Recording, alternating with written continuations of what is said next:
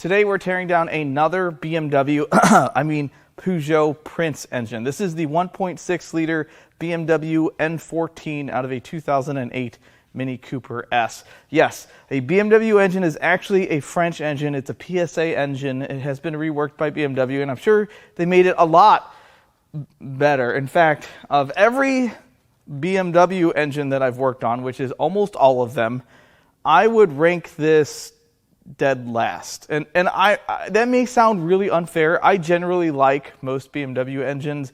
There are a few that I really don't like, and this is at the top of that list just because every time I talk to somebody that's owned one of these cars, every time I see one of these cars with 80, 90, 100,000 miles on it, it's cost their owner thousands of dollars more than any other vehicle in its class.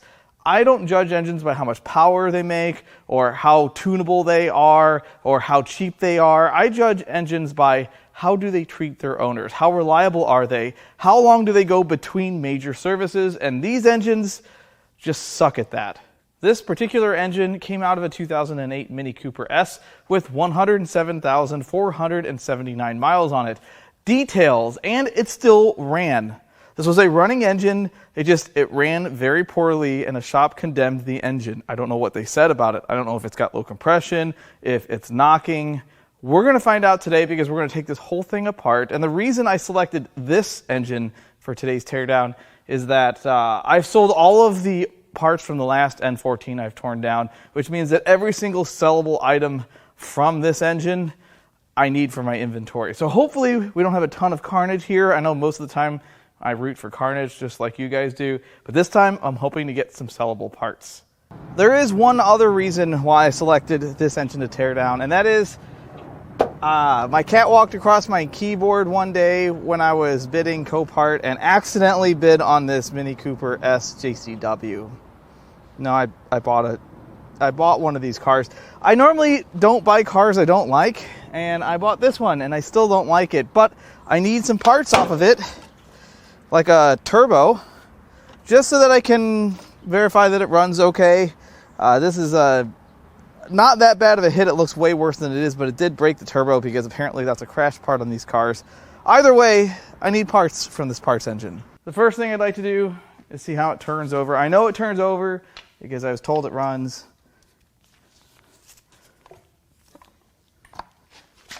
Well, it turns all the way over. I don't hear any Uncle Rodney's banging around in there. Seems to feel okay. Next, we'll pull the plugs.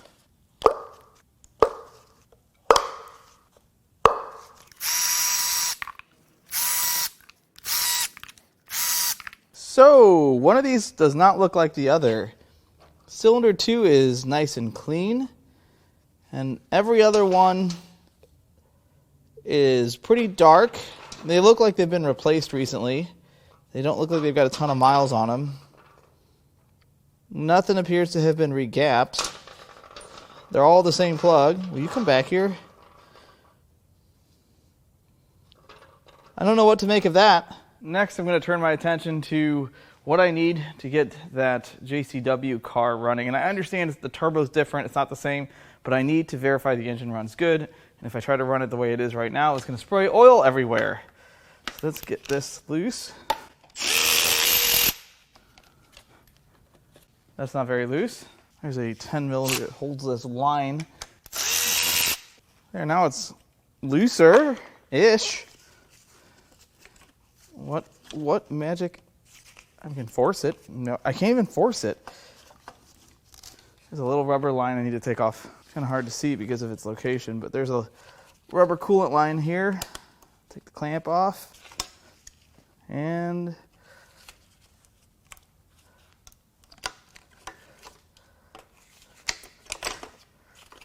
now it's off. Normally there'd be an oil filter housing here, which we'd have to disconnect the oil return. I do still have to get the oil feed off of the turbo. We'll do that next. That should just hang out there. But for good measure, I'll unbolt it from the block. Now I can start unbolting the manifold from the cylinder head.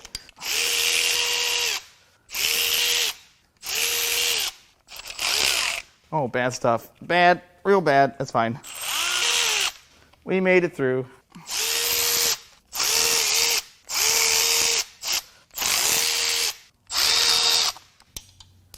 All right, now I think there's one sneaky little, I don't know what to do. Oh, I need to remove the oil return.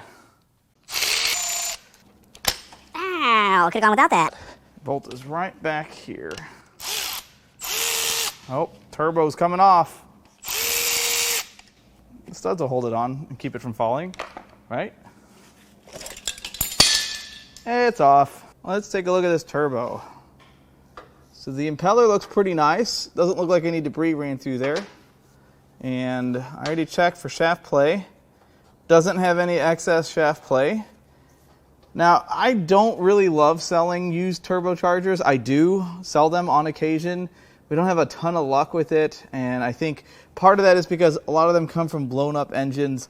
Sometimes it's also the fact that if you install a turbo, you have to install all new lines, make sure it's not clogged. There's a reason the original turbo failed. So, I don't love selling them, but I'm happy to have this because now I can test that engine. And this doesn't really have a ton of play here either. I don't think these engines are well known for that. Let's take a look at some exhaust ports. That one looks okay, but this one, wet. More wet. And back to okay again. So I would venture to say that we're going to see some issues with the center two cylinders, just judging by the exhaust ports. Now it's time we focus on the clean air side of the engine with the inlet manifold. We've got this intake pipe. It looks like it fell over here because that part of the throttle body or intake is crunched. I don't really know why manufacturers put these sound pipes on engines. You should just make an engine that sounds good inherently, but that's not my business. So now we're going to unbolt this, see what happens. I have some crankcase vent lines. Oops, I think I broke it. Oh no. Well, it's loose, sir. I'm sure there's some stuff I'm going to have to disconnect. Oh yeah, there's some electronical things. There's a lot of stuff. How do I disconnect it all? This is proving difficult. So we just have some connectors.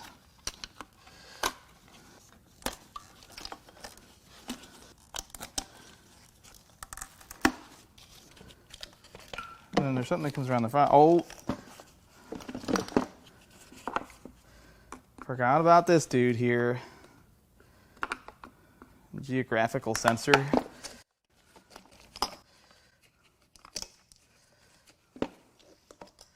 And we're off. Well, looking down the intake ports, and it's very clear this is a DI engine because yuck. It's definitely not as bad as I've seen before. I've seen much worse. I can still tell that those are intake valves. We're going to take a minute and start disconnecting some of this harness. Start with these injectors. I think this harness is damaged, unfortunately. I do sell them quite a bit. I'm still going to try to be nice to all the connectors as I pry on this one. I know how to use the wrong tool correctly.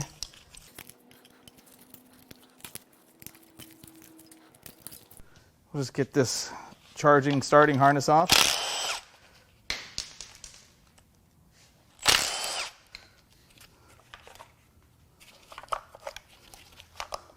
Oh, got it ground. Let's just finish this harness, and yes, I found a few cut wires. That's unfortunate.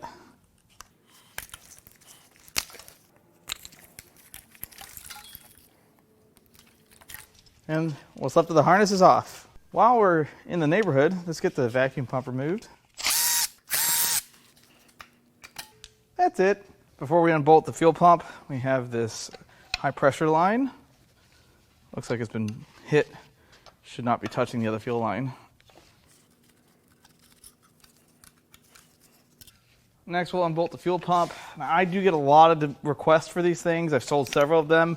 Haven't had the best luck with them sticking, and I don't feel great about selling them as used.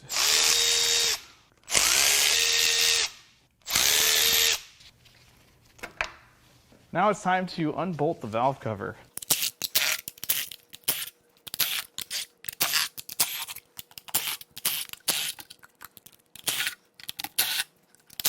See if we can do this without blue here.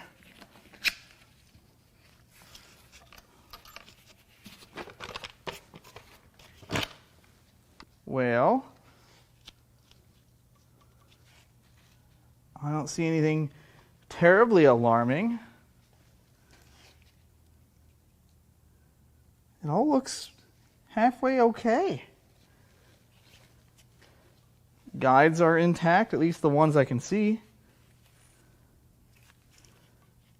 Very surprising. Why is that? Oh, that's broken. Okay, so there's our first failure. So what would cause the metal to fatigue here? That's not supposed to do that. And the plastic somehow outlived the metal. That doesn't make sense. And if you look closely, there's a little imperfection in the plastic right there. Would this cause any major issues? Not right now, but eventually, yes. I bet the vibrations from something, maybe running with a misfire, who knows?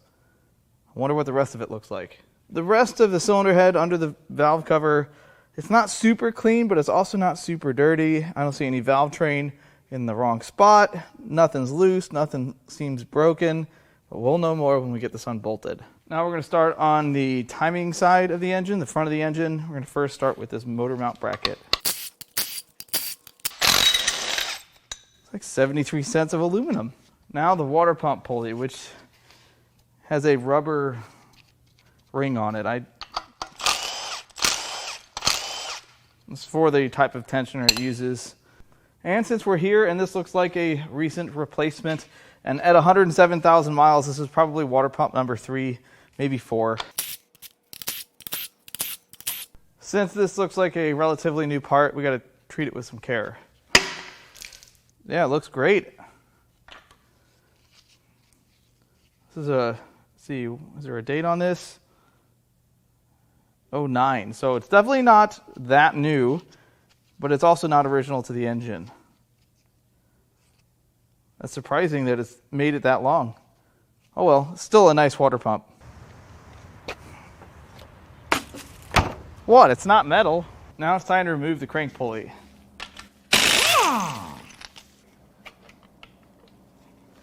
Oh, I think I have done this incorrectly. No, I did this correctly. It's off. Well, I did not expect to find damage behind that, but look at that. Chewed up just a little bit. I wonder what that's from. Before I tickle the rest of the timing system, I need to loosen the cam gears. Next, I'll take the tensioner out.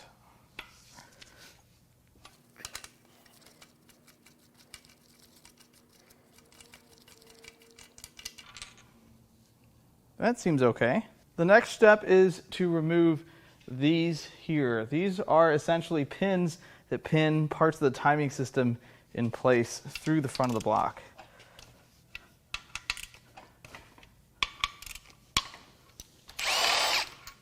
See there.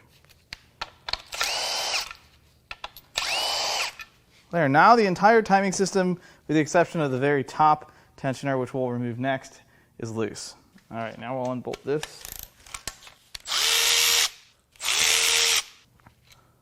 See if we can slide these cam gears off.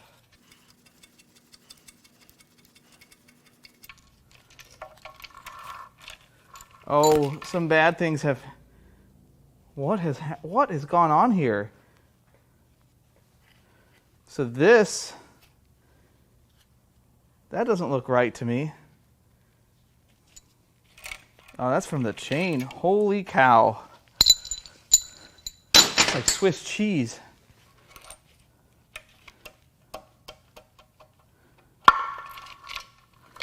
We're just going to hang the chain.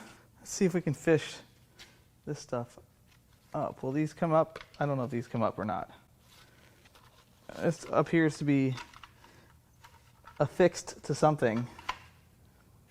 But I can see bad stuff, really not good stuff. I'll show you. This is a groove worn into the cylinder head. Now, I don't think it wrecks the cylinder head, but it is something I'll have to note because I guess the chain was moving around so much that the backside of this was rubbing. Look at that groove. It's its own machine shop, but it's doing things that I don't want it to do.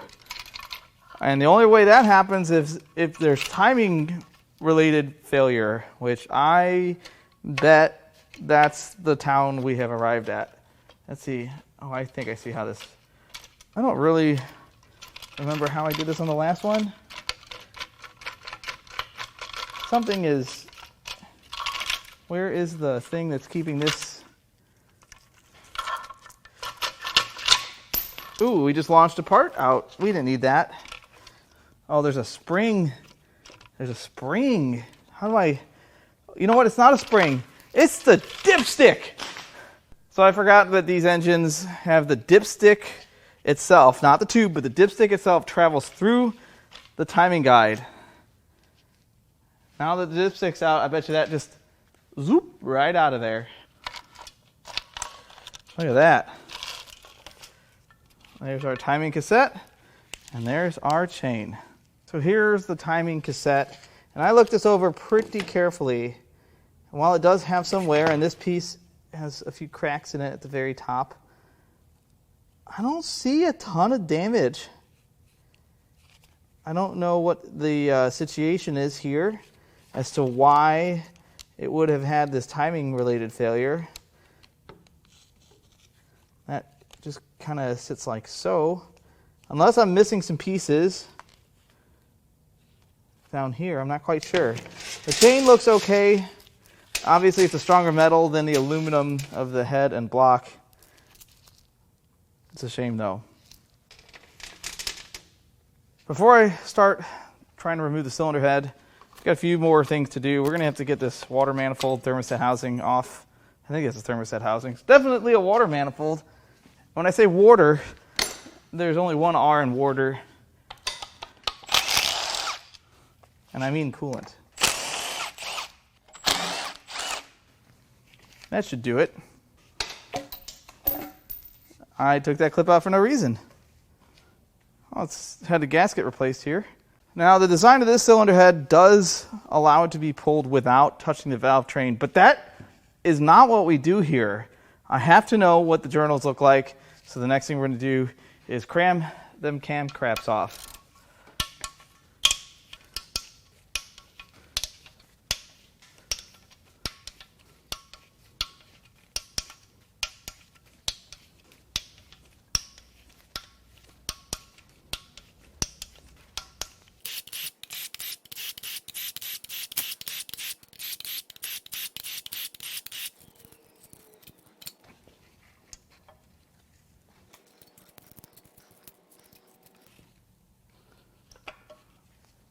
Well, this is exactly why I pull cams. Look at the damage.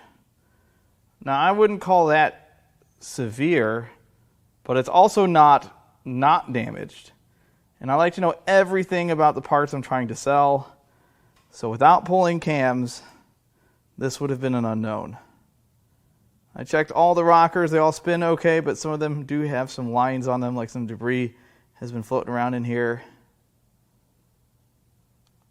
And unfortunately, as science would have it, the upper caps always take more damage, and they have more damage.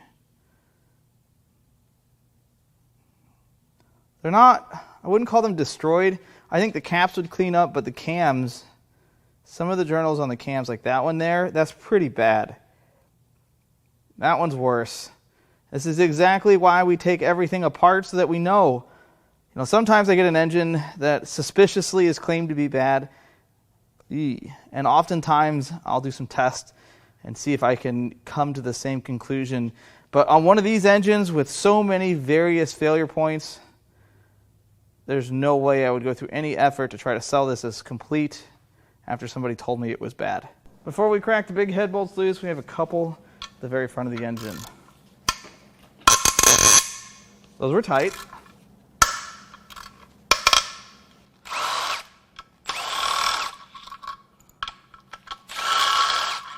Now we can crack these head bolts loose.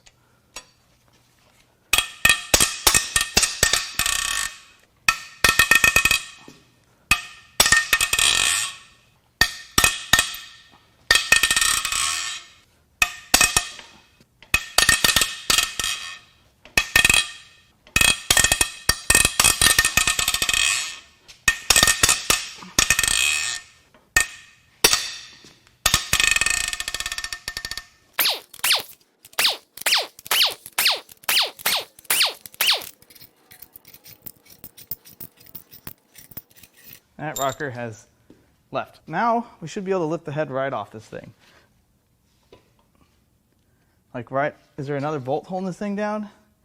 Sure enough, there's another bolt. I missed one, guys. Should have known. There's one of these things here. We're gonna check to see if it's got a bunch of metal on it anyway. Well, it's supposed to come off. Blue, not really a good place to pry on without wrecking it. This is fine. I don't know why there's electrical tape on there. Somebody's been here.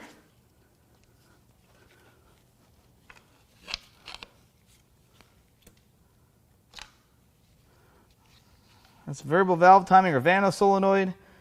And if there was a bunch of metal in the oiling system, this would have caught it, and the screens are really clean. Unless it was just replaced, which I suppose they might have been chasing a problem. Now, I should be able to lift the cylinder head, right? Much easier with all the head bolts out. Well, haha. Getting a little bit of deja vu. Head gasket, good. But there's some bad stuff. Definitely some bad stuff at hand here. So, you guys see what I see? I think you do. That looks normal. That looks normal. That looks normal.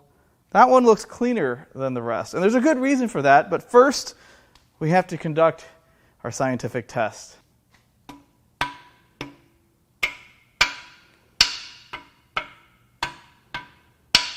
That one's loud. I think that's just rocking in the bore. No broken rods. Let's take a look at these bores here and the pistons. And they actually look really nice. Piston is pretty clean. That's suspicious. But I don't really see a ton of wear or glazing. There's no vertical grooves like any debris ran through here. It looks nice. But the reason that that piston is so clean is that it burned another valve. This is 2 for 2. The last N14 I tore down, burned valve. This one, much worse. Cookie Monster is a valve monster and took a big bite out of that one. The rest of the cylinder head looks really nice. I looked for cracks. I didn't see any. For sure it needs at least a valve. And why is it always an exhaust valve on these engines? Why? That's a shame. It's better to look at that. Now I know what you're saying. Well, you found the problem, Eric. Now you should sell it as a short block. We don't do that unless it's something really cost prohibitive to take apart. And this is worth more with the crank and rods and pistons out of it. We're going to turn it over. Still has a fair bit of oil in it. So let it do its thing here. Now it's time to pull the oil pan.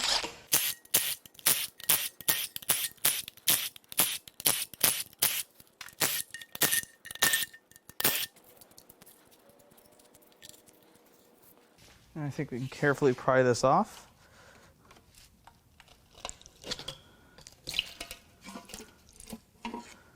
Did I miss one? No.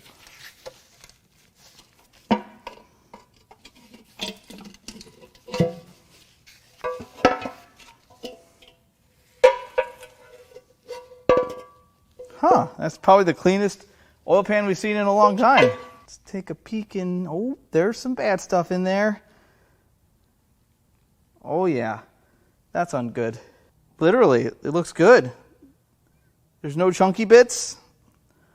No forbidden glitter. Wait, what channel is this? This is not supposed to look this good. So poking around the old oil pump and look at the... Oh, that's not supposed to go there. That doesn't go there. That's part of a timing guide. Why is that there? Hey, there's more. What are you doing in there? Well, I think it goes without saying that this engine had multiple problems, not just one. Now it's time to start working on this oil pump here. I think this cover comes off.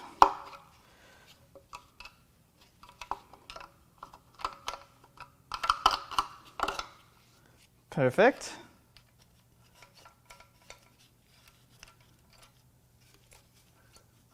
Let's see what happens when we...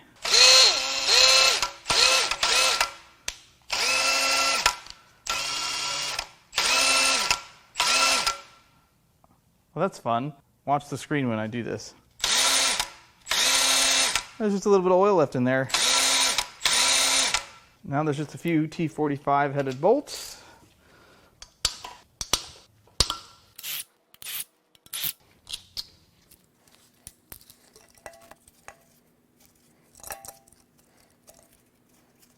Does that not come off of there? It comes off of there, right? Perfect. Now let's see if we can take this oil pump apart.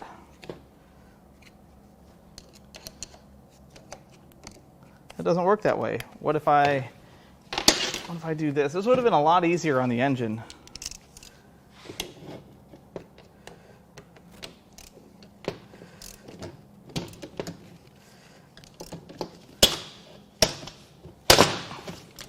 This is violent.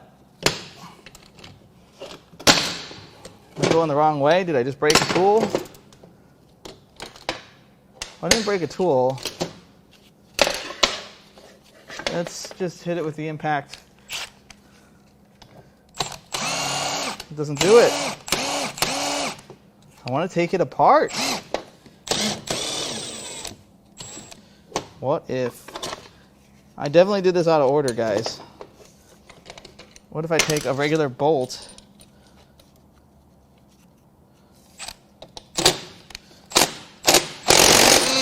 Ooh, that went wrong. Let's try something else. You know what? Let's try 2 bolts. It's twice as strong.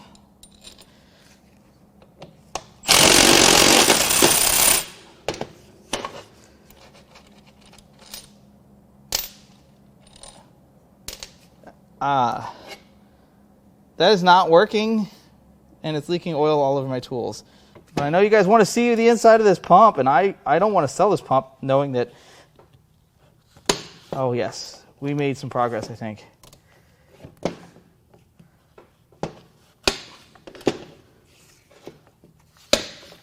I think we've done it. So I think those are tight. And we got it apart with maximal damage. Let's just start sipping some bolts out. Whoa, spring loaded. There's the outer housing. That doesn't look important. That's kind of cool. There's that giant wastegate spring. What's that doing in here? All right, let me get it cleaned up and we'll look at everything. So overall, this is in really good shape. There's not a ton of damage to any of the components. Probably could have sold this oil pump, but I just didn't feel good about it. And I guess I could put it back together, but I kind of mutilated this side a little bit. I don't feel bad about it, not even a little. I don't see any major damage inside the housing. It all looks good, but we have to get the engine parts out of the non-engine part storage bin that was used as a storage bin. So let's see what we can get out of this. It's not wanting to let go. Oh, there's one piece. That looks like RTV.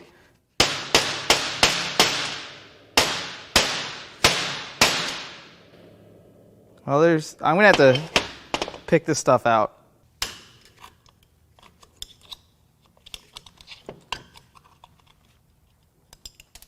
There's one piece of timing guide. There's some metal slivers in there too.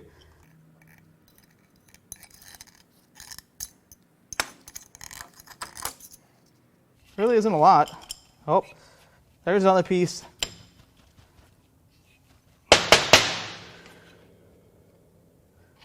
Yeah, so not a ton, just a few pieces. I'm not really sure where those came from though. I thought they might have been from this section. I don't really know where these are missing said components. There is some damage right up here on that. I don't know. Where does that go, guys? Where do these pieces, where are they supposed to go? Did this thing have guides put in it at some point? And this is from a previous failed clean out? We've seen that before. Next, we'll take the windage tray off. These engines are a bed plate design, which means that the main caps are incorporated into the upper oil pan. And there are 2 bolts hiding beneath these metal covers. So now we're going to knock these up. They're kind of like freeze plugs, but they're not. We're just going to knock those out so we can get to all the bolts. I'm using my chisel driver.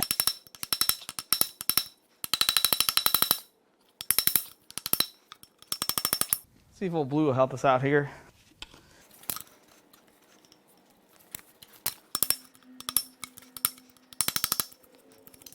There's one. There's 2. Now we're going to start unbolting the bolts around the perimeter.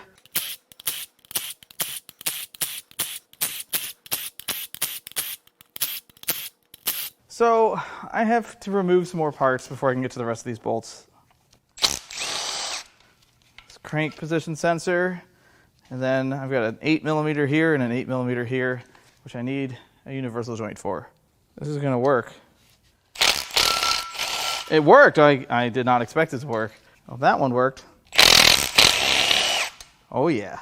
Now, let's crack these dudes loose.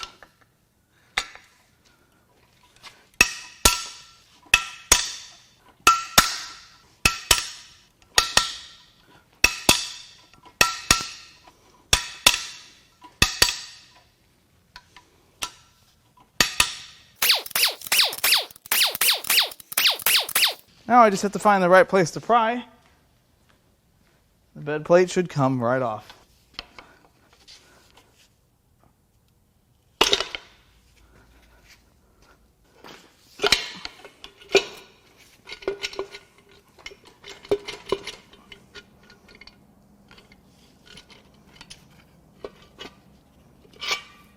There we are. Now we're just going to unbolt all 4 of the rod caps. And then lift the crank out, and then we'll push the rods and pistons out.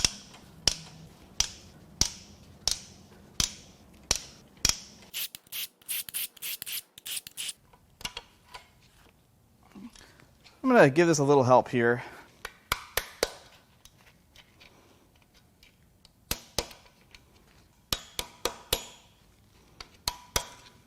We'll get the rear main seal out of the way, front main.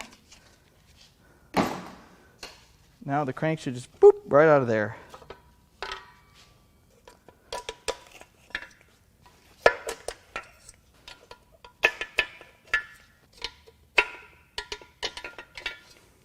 All right, let's start out with the rod bearings. There's definitely some wear, but they're not terrible.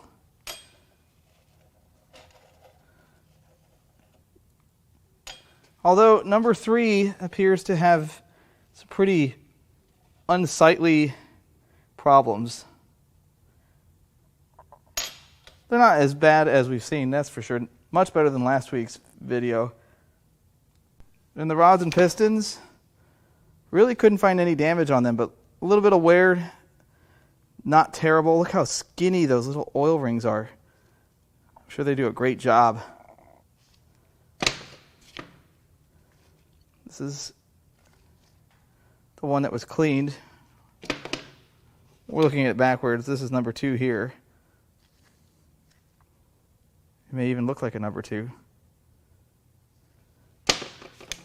Nothing catastrophic here in the rotating assembly. The crank is going to need a good polish. A little bit of damage.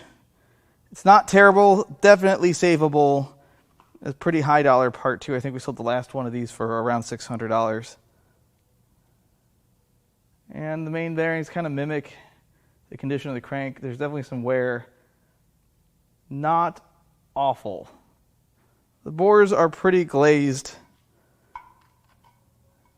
They're definitely savable. This is a good builder block, although it does have a little bit of damage on the bed plate, which I'll show you next. Here's the other side of the bores. Oh, my light just turned off. That didn't help. So there's damage to the bed plate. I don't think that's going to be a huge deal, but I will certainly have to note it in the description. What, do you think I'm just going to leave the bad valve in here? No, we're going to take it apart to see what it looks like. I think it's one of these here.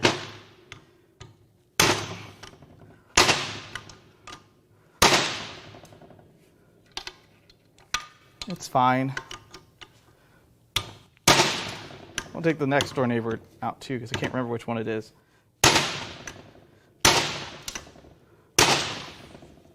Oh yeah, we got it on the first try. There's our burned one. There's our non-burned one. So there's the damaged valve right there. Pretty good section of valve missing. I don't see a ton of damage to the valve seat, but it would definitely need a valve job. You can't just slap valves in it and call it a day. I mean, I suppose you could, but it would be a bad day. What are the odds that the second N14 I've ever torn down has the exact same failure? That's 2 out of 2 with burned exhaust valves. And this one had some bonus failures. The timing chain system was coming apart, the timing guides, the plastic was super brittle, and we found pieces of it in the pickup. There were some slivers of metal in the pickup, as well as the chain rubbing a groove in the cylinder head, and did BMW timing things to the bed plate as well. This was not a great engine. It is a fear in the back of my head with every engine that is condemned but still running that I'm going to tear down a good engine. And it has happened on the channel, but I'm happy to say it wasn't the case today. Now, obviously, if this thing was a catastrophic failure, you all would really like it. But in this case, it's actually really good for me because I have a lot of really good parts to sell, and I have none of them in stock. Now, why do these things burn exhaust valves? Well, I have some theories. I think this engine had a couple different failure modes at the exact same time. It could be that the chain lost its tension and it was running lean, and that's how it burned a valve. It could also be that the chain losing its tension was independent of it burning a valve, and that they were chasing some other issues. It had a new Vanos solenoid, and it burned a valve because it either had a failing injector or a low pressure fuel pump problem, high pressure fuel pump problem. Likely could have been diagnosed. But if you get one of these cars in and it has a dead miss, the very first thing I would do is a compression test. Because if you get 0 PSI in one cylinder, which this engine would have had 0 PSI, you're done. You're absolutely done. Then you can stick your scope down the cylinder and see that it's got a burned valve. This time and the last time were the exact same way, and that establishes a trend. Now, obviously, I've heard lots of different failure modes with these engines. I know these are very fickle engines, and I'm not telling you to not buy one. They are perfectly fine for guys like me that don't mind working on their cars. But if you don't like working on your car or spending lots of money and time on your car, you should not buy a car with one of these engines. Just do yourself a favor.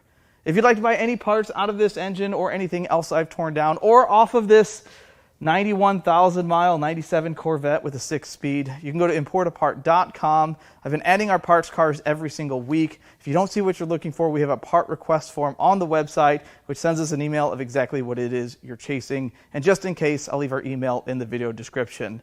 I really hope you enjoyed this teardown as always. I love all the comments, all the feedback, and even the criticism. I love it all, and I'll catch you on the next one.